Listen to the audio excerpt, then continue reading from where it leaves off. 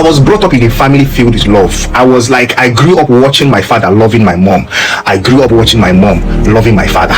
I grew up watching my mom supporting my father. I grew up watching my father supporting my mother. I grew up with these two people confiding in each other. That is why you will never see me come online to engage in all these stupid gender nonsense fights that you guys do online. The man is supposed to do this one, the woman. You will never find me there. You will never. And I understand where most of you are coming from. Most of you never grew up in love. You grew up in so much toxicity. You never saw your father love your mom. You never saw your mom love you never saw it growing up. You didn't have siblings that loved each other. You grew up in so much chaos and toxicity. I understand. Things that my mother do in her marriage that I find really absurd and I will never do. One is she never scolds my dad. We are humans and we are bound to make mistakes. How come when my dad make mistakes, instead of you to speak out and tell this man, I like me, Stop. Did you know that the way you handle arguments in your relationship right now is probably a script you copied from your childhood? Think about it. When your partner hurts your feelings, do you completely shut down, go completely silent, and lock yourself away in the room? Or do you scream, shout, and say hurtful things just to defend yourself? Most of us enter adult relationship thinking we are completely unique. We think we are making our own choices. But the truth is, many of us are just running around trying to fix or copy the marriage we watched our parents live through.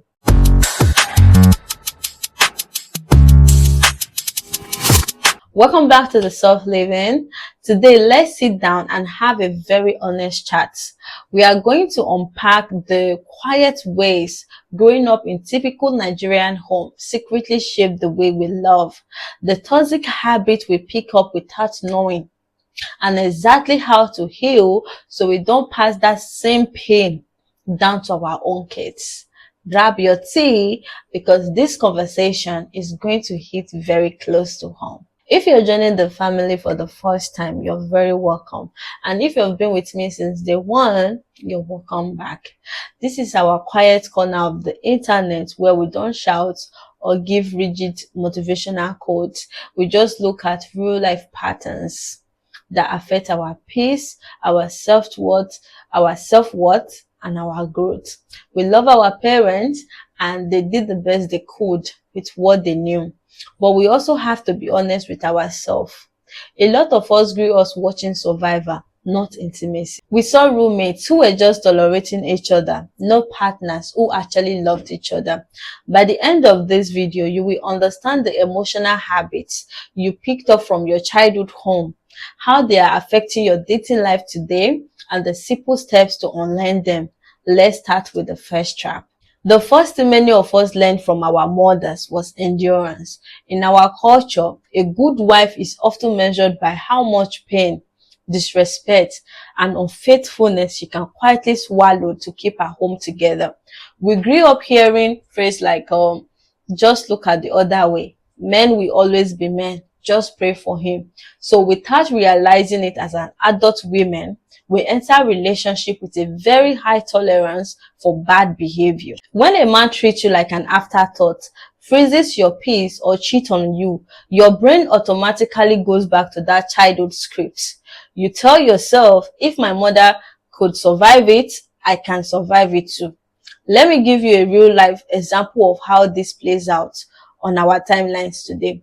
Not long ago, there was a massive debate on Nigeria Twitter and TikTok about a popular celebrity couple. The husband was caught publicly cheating and embarrassing his wife multiple times online. But do you know what the shocker was? The comment section wasn't just angry at the man. Hundreds of older and even younger women were attacking the wife's friends for telling her to leave to choose herself.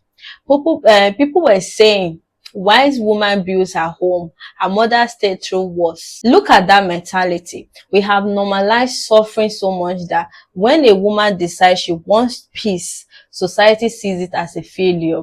But my sister, marriage is supposed to be a partnership of love and safety, not a continuous endurance trek where you lose your mind just to keep a ring on your finger. The second pattern is how we handle conflict.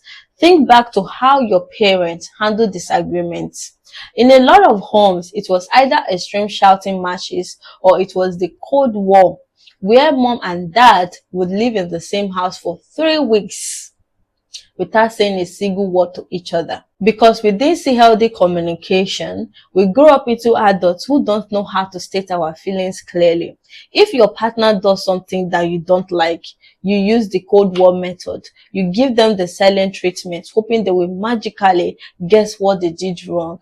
Or you react with intense anger because you think you have to fight to be heard. We confuse drama with passion, and we confuse silence with maturity. But hiding when you're hot or exploding over small things will only drain the life out of your connection. This brings me to our second real life example, and this one happens almost in every typical family.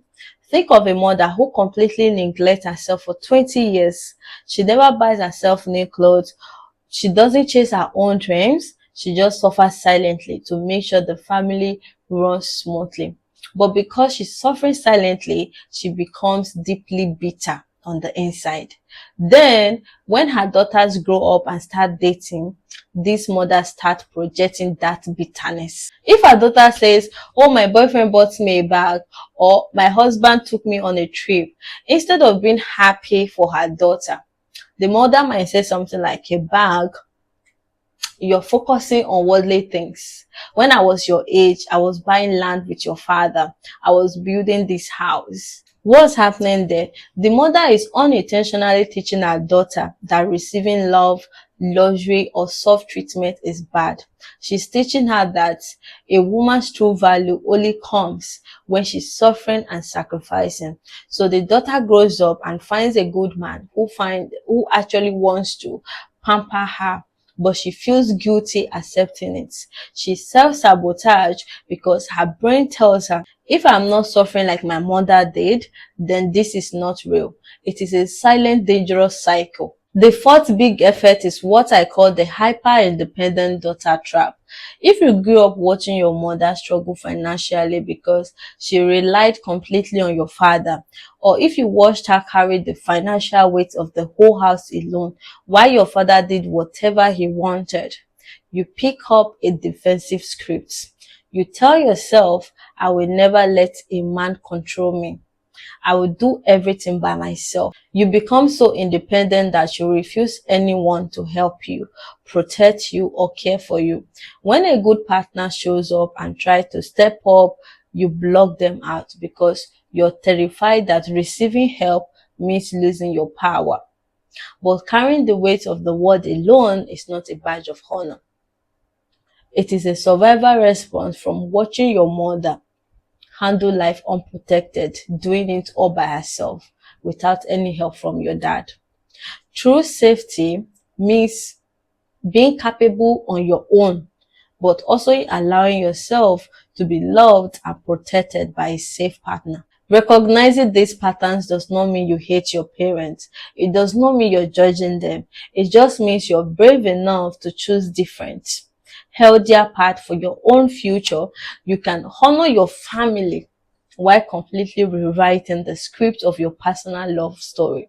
You deserve relationship that feels like safe harbor, not a constant battlefield or an endurance contest. I want to hear from you in the comments below. Which of these childhood patterns or real life examples do you yourself repeat the most in your adult relationships? Let's talk about it honestly. I'll be down there reading and replying to as many of you as possible. Thank you so much for spending time with me today on the Soft Living. If you haven't subscribed, please, what are you waiting for? Please hit that button and join our growing family. Please help me get to 1,000 subscribers. I'm begging you. Protect your peace, look after your self-worth, and I will see you in our next video. To this.